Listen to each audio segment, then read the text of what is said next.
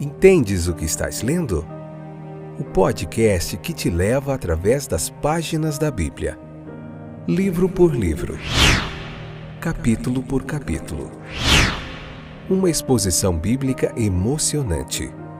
Aperte os cintos e embarque comigo nesta viagem.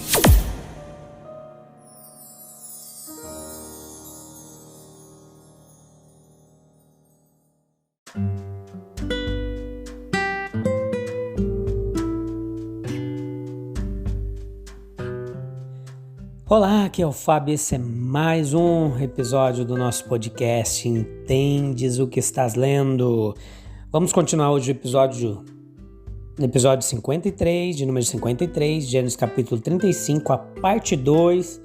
Vamos continuar aqui meditando e aprendendo um pouquinho sobre como Jacó, ele faz aquele convite aos seus filhos, aos seus servos, a todos a adorarem ao Senhor.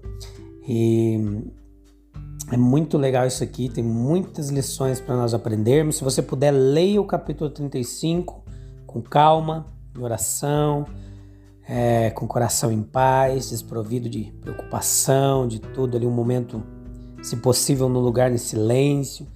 Depois escute o podcast, escute a explanação e você vai entender melhor o texto.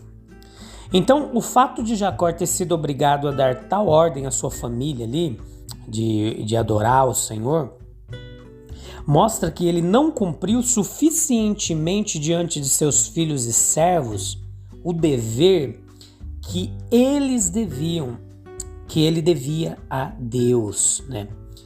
Então, ele havia se permitido lutar pelo sucesso mundano, até que eles pudessem até imaginar que ele não era melhor do que o resto deles ou de seus vizinhos, mas no fundo do coração desse homem, Jacó, havia uma profunda reverência a Deus e um desejo sincero de fazer a vontade do Senhor.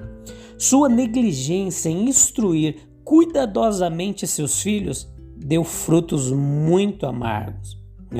Houvesse ele antes instruído seus filhos com ideias mais de acordo com o caráter do Deus a quem ele servia, eles não teriam adotado os métodos mesquinhos mencionados para se vingarem daqueles de quem não gostavam. Sua negligência anterior exigiu dele agora o esforço repentino e difícil feito para induzir seus filhos a buscarem com ele a Deus. Ele sente que não pode adorar a Deus corretamente a menos que seus filhos e sua família estejam com ele no mesmo espírito, né? Ele deseja fomentar neles a crença em sua própria sinceridade. Ter alguém em uma família olhando com indiferença ou zombaria é a morte para uma adoração bem-sucedida. A negligência de Jacó levou ao descuido de seus filhos do serviço a Deus.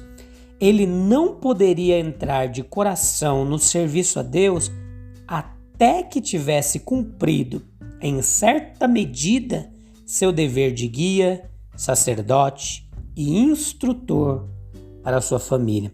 Outro obstáculo que vemos aqui é o anexo de objetos mantidos erroneamente na reverência. Os filhos de Jacó, eles admitiram no seu contexto falsos deuses em suas casas, né? E a idolatria se tornou predominante entre eles. Até sua esposa Raquel tinha tanta fé nos ídolos de seu pai Labão que os roubou ao sair de casa, né? Os filhos captaram o espírito da mãe e se entregaram à adoração de deuses estranhos. Talvez eles adorassem secretamente os deuses que Raquel amava, ou eles podem ter dado adoração aos ídolos que encontraram entre os despojos dos siquemitas. Eles podem ter tido pequenas imagens que carregavam consigo, como muitos cristãos que são bastante supersticiosos carregam ainda um crucifixo e devotam ali como algo sagrado, por exemplo, né?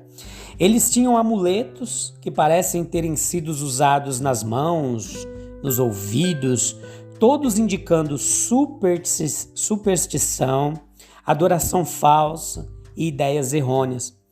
Deus, ele é mencionado na Bíblia como alguém ciumento.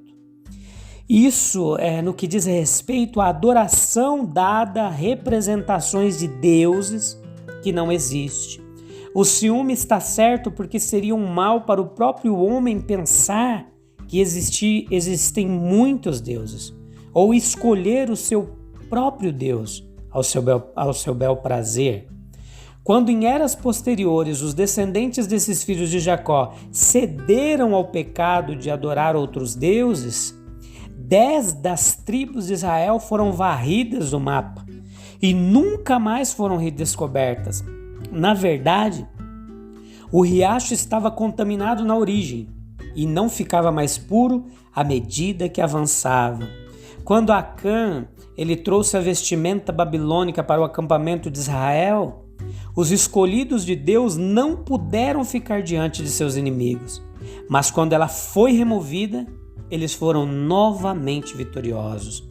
Portanto, deuses estranhos, eles devem ser removidos de nossas casas, de nossos corações, ou nunca obteremos sucesso no conflito contra o pecado, ou na aceitabilidade da adoração que oferecemos ao Senhor, se não é feito inteiro, de corpo, alma e espírito.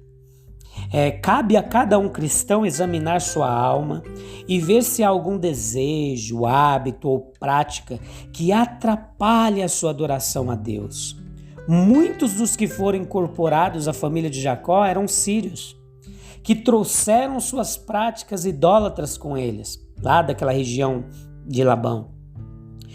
Quando alguém entra na igreja de Deus, ele deve deixar para trás as práticas que tinham antes.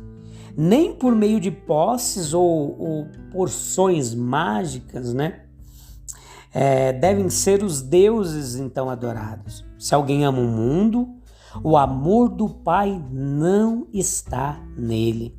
Os filhos de Jacó não tinham apenas objetos externos, falsos de reverência, mas também propensões más internas.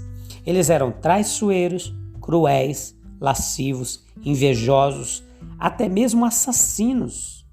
Veja como eles trataram os moradores de Siquém, e nos anos seguintes nós vamos ver como ele trata o seu próprio irmão José. Ciúme e até oposição se encontram em alguns lares. Quão difícil é afastar os hábitos pecaminosos do coração e do nosso lar.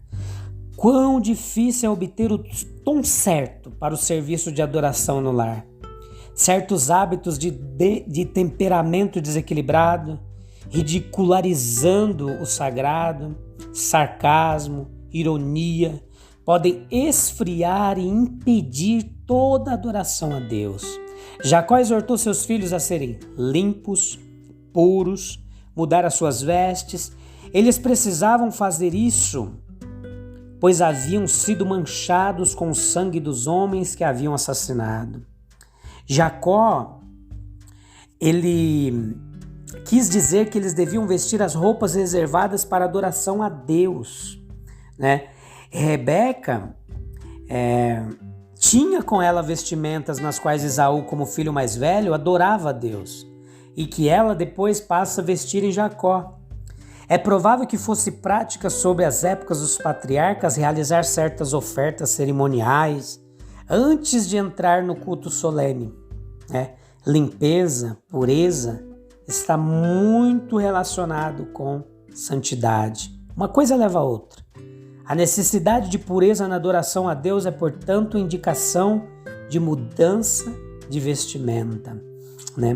Um grande obstáculo para uma adoração bem-sucedida é não dar a devida importância ao ato. A adoração a Deus, ela vai além de cantar músicas, levantar as mãos. É colocar Deus no devido lugar, que é no controle e, acima de tudo, no que diz respeito a nós. Ele está alto e elevado, acima de tudo e de todos. Ele fez não apenas nós, mas este vasto universo. E ele é adorado por seres celestiais, seres inteligentes, e tem sido adorado desde as profundezas da eternidade. Ele é santo, cheio de majestade. Devemos ser indiferentes quanto ao dever ou modo de adoração? Que maravilha nós podermos ter comunhão com o nosso Criador. Se a tivermos, deve ser no caminho e no lugar que Ele indicar. Para Jacó foi em Betel, para os judeus em Jerusalém, para os cristãos é aos pés da cruz. Para Jacó e os judeus, para os samaritanos no Monte Gerizim, por meio de sacrifícios anuais, para nós é por meio da oferta de Cristo, uma vez e por todas. E lá no capítulo 35, no verso 16 ao 29, nós vemos ainda esses registros familiares que combinam bem com a história da graça de Deus. Uma estranha mistura de alegria e tristeza. É a história do amor humano. Mas existe um amor mais elevado, que pode extrair o fluxo puro de paz e o sereno deleite daquela fonte impura.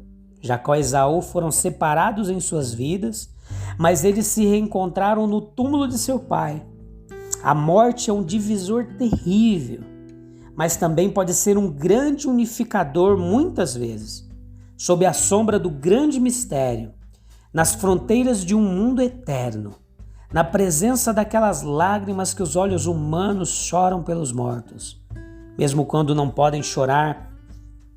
As coisas como a inveja, o ódio, a vingança, muitas vezes se escondem, e as melhores coisas do amor, da fraternidade e da amizade, elas ressurgem e aparecem, até nos momentos de dor.